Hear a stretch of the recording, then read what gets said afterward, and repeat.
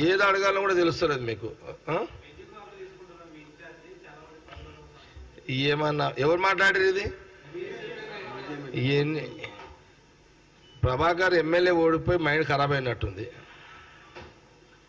NVSS ప్రభాకర్కి MLA ఓడిపోయి mind ఖరాబ్ అయిపోయినట్టుంది.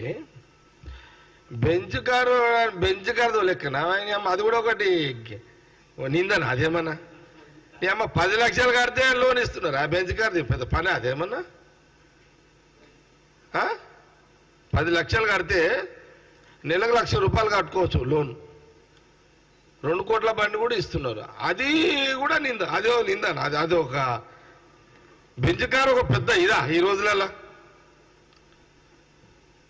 బెంచ్ కారు గిఫ్ట్ అనడము, విమర్శ బీజేపీ చేయడం అనేది ఇది నవ్వులాటగానే ఉంది. ఇదైతే ఇది నవ్వులాటనే. ఏ విమర్శ చేయాలో కూడా వీళ్ళకి అర్థమైతే లేదు. మైండ్ బ్లాక్ అయిపోయింది బీజేపీలోకి.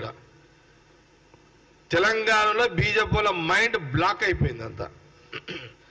అందుకే నోటికి ఏదో వస్తే అది మాట్లాడుతున్నారు.